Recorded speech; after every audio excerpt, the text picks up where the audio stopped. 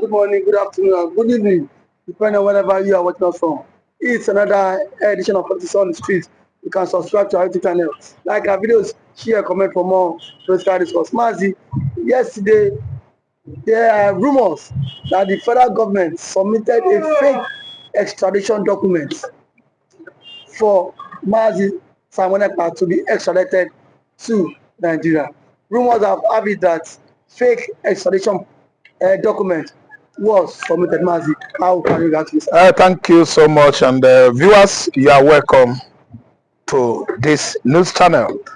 You can see why that cannot excel or succeed is because the documents submitted to Finland are fake documents championed by who? The same Colonel Christopher Musa from Nigerian, military forces.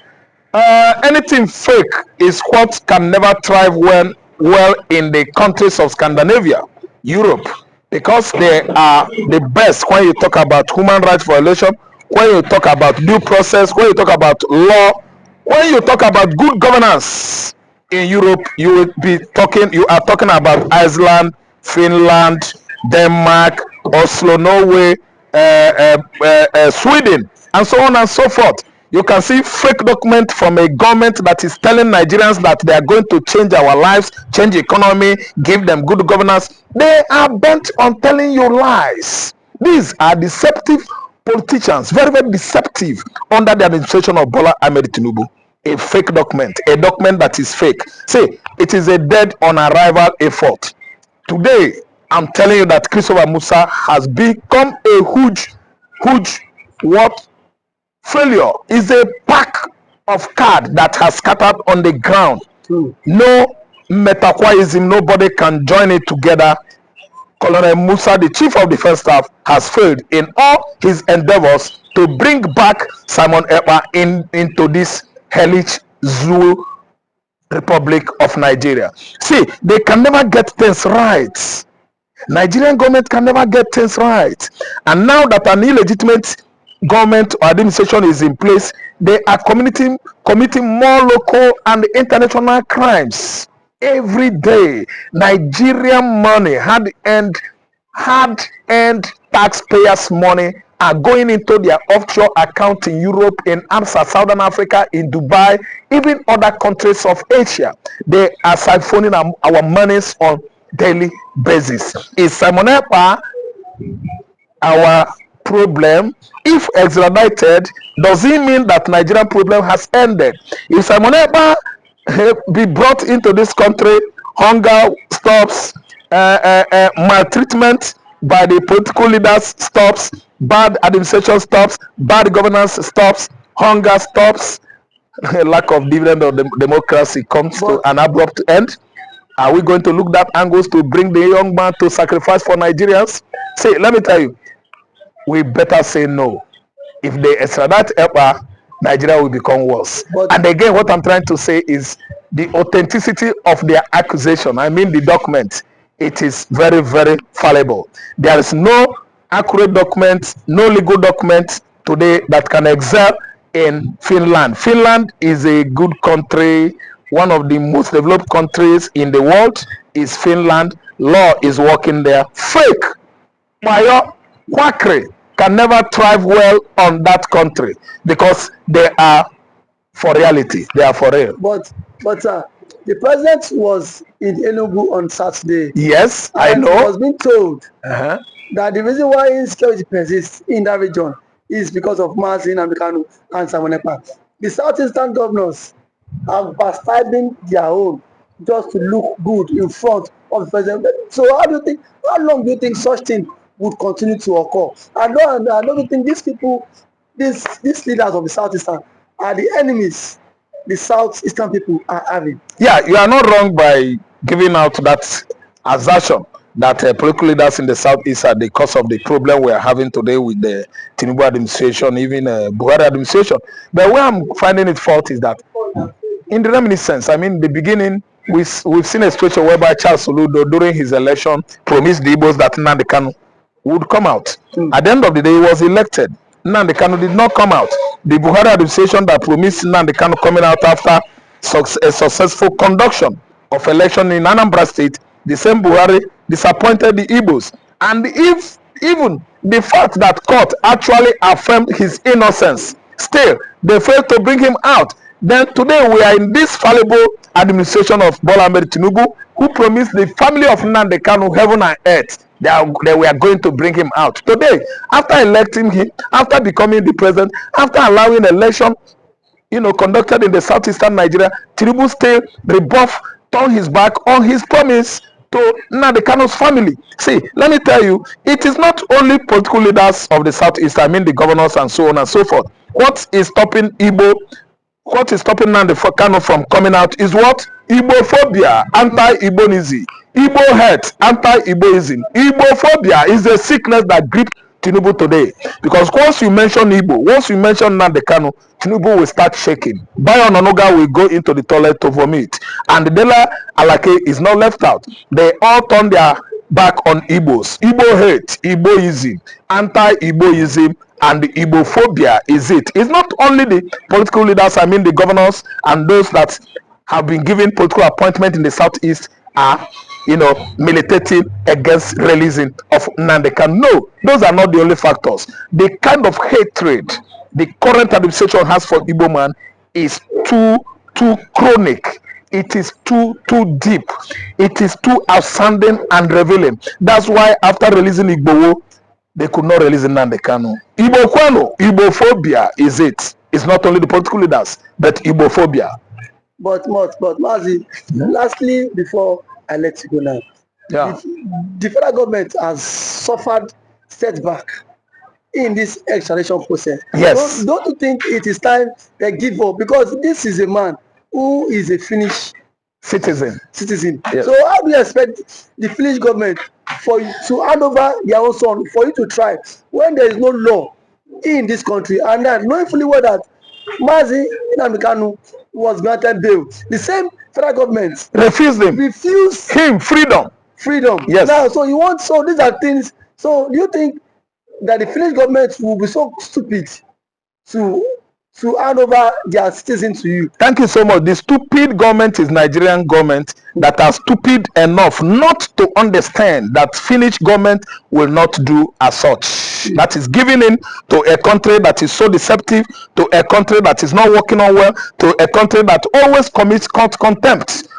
Finnish country or region, Finlandia, can never ever be like Nigeria. They have good record of human rights violation in the Scandinavian world. They are the best, most developed in Europe. So how do they think the Finland nation I know could give in to that kind of bloody pressure? See, their own is Simon Ekpa. Nigeria should mind their own business and leave Finland, leave Simon Ekpa alone. Their bid, their effort to extradite Simon Ekpa to barbecue his meat and share it among them has failed. They are a bunch of failure. And I'm telling you that if I could be in the position of Colonel Christopher Musa, I will begin to, gradually, retracting from putting on more pressure. Their trick, their game is over. Mazi Nnamdi Kanu will come out soon. Simon Njoko is going to dazzle again. Within a short period, he will come on to the social media stage again and start his onslaught. And I want all our viewers to actually understand us where we are going.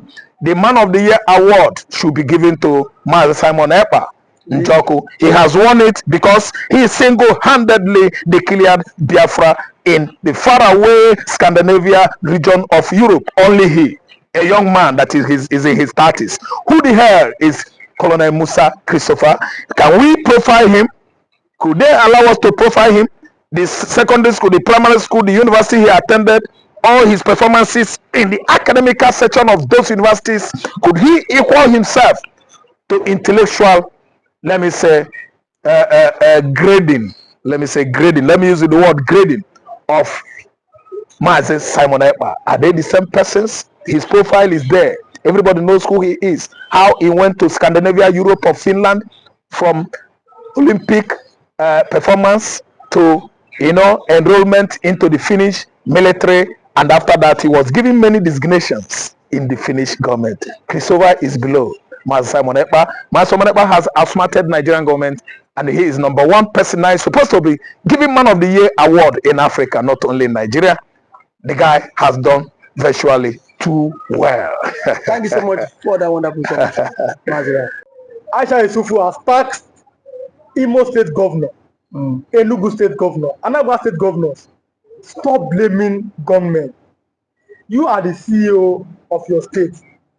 You are the executive governor. Now, since you go to Abuja to collect money, then take responsibility for the insecurity in your state. What do you have to say about it? Now, thank you for that wonderful question. I think being the governor of the state, you have every power for you to make sure that you get security votes from the federal government. By so doing so, what are the governors doing with this money? Stop coming out to tell the people that there is insecurity in my state and that unknown government have been killing. The government need to take action and put an end to all this and stop apportioning blames. The people you are apportioning blames to are the people who their lives and properties are entrusted in your hand as the chief security officer of the state. So for a governor to come and start telling people that see there is insecurity in my state, I think to me the governor need to stand up and then act now, because every now and then allocation is being shared for you, security vote is being given to you, and you have the mandate. The primary function of government is to protect life and property. Yes. So if you cannot protect life and property, then why are you the governor? But some have said that the governors have no power over the military. That it's only the president as the commander-in-chief of the armed forces. What do you have to say about that? The governor does not have power over the military.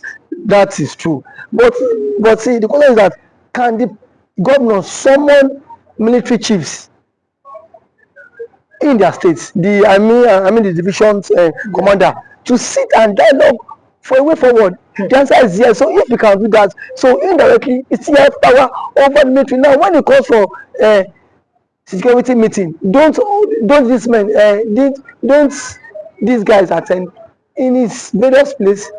They do.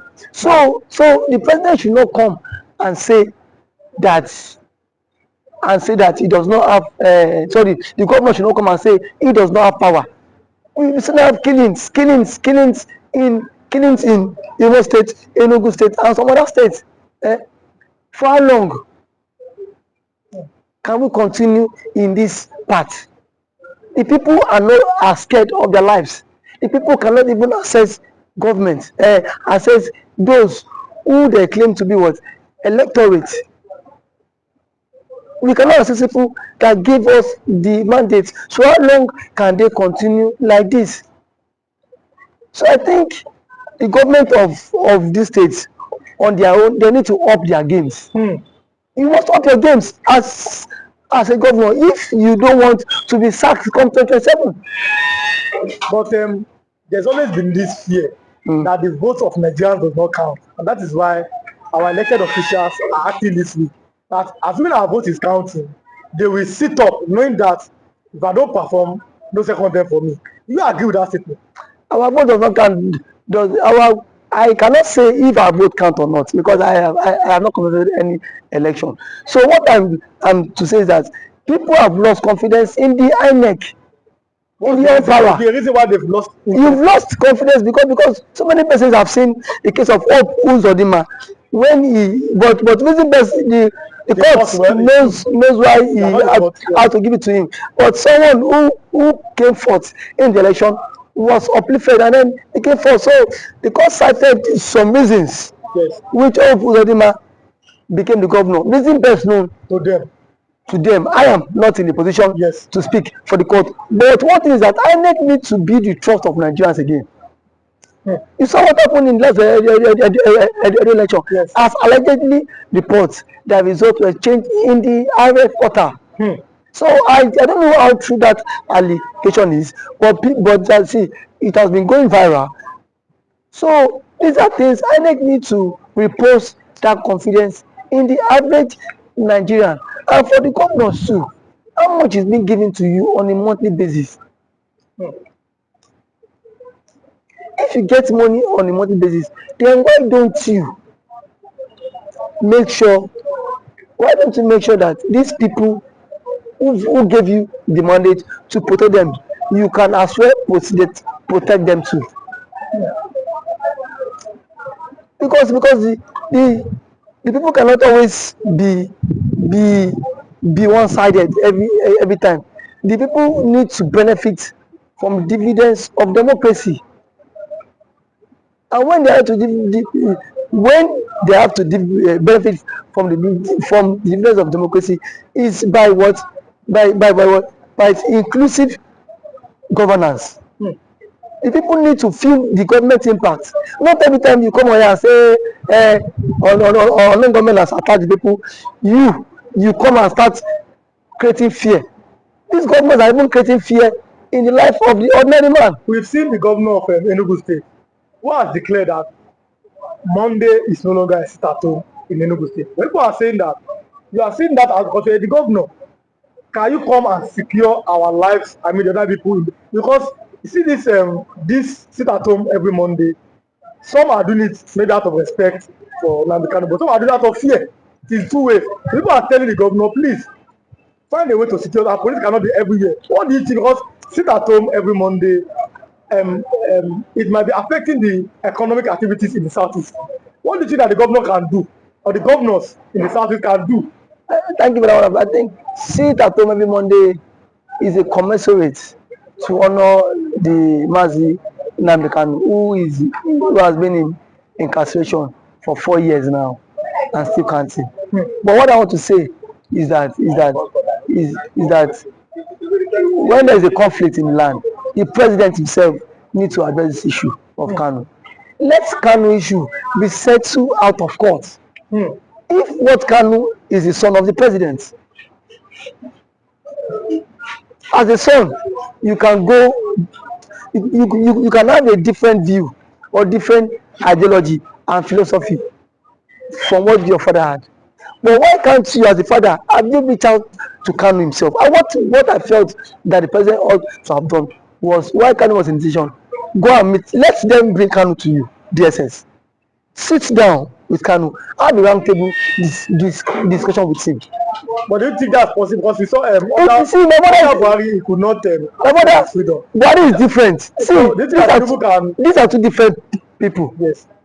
If you want the security apparatus cannot be everywhere, and these guys are what, overstretched. Yes. These guys are also overstretched. So the president is the father of the nation. Yes. Since the president is the father of the nation, he should at least reach out to this guy, even to the Ohaneze Igbo. Whenever he will want to invite some Igbo politicians and some Igbo stakeholders to sit on a round table and discuss with Kanu. You have conditions, give him your conditions. Send it to him. Because you see, this is the only way this thing about marginalization can stop. And the truth of our matter is that the Igbos are heavily marginalized in the country. And that is what, and that has breed a whole lot.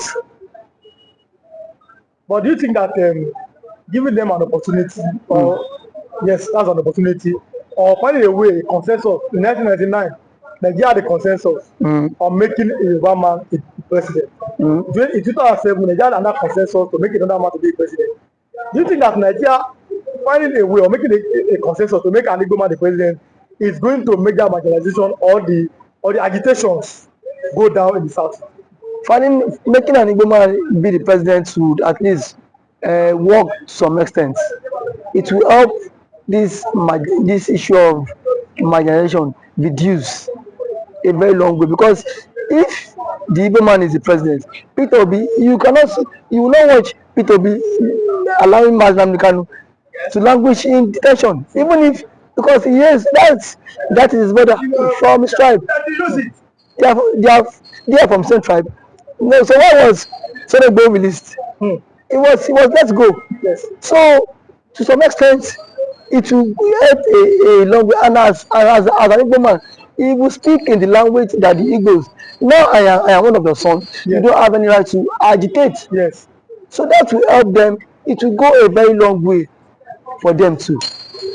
So I'm letting you go. I think we have like 1 minute. Okay. Now, South Eastern Governors Forum. What should be their next step? Southeastern Government Forum should at least make moves to meet with the president Yes. to put an end to all this. That is the only way. Because if there's no end to all this, all we hear is killing, and then we are not in support of all this killing. It is not good for the future of the country. It's not good for the future of the country. Okay. Thanks for coming. Thank you for having me.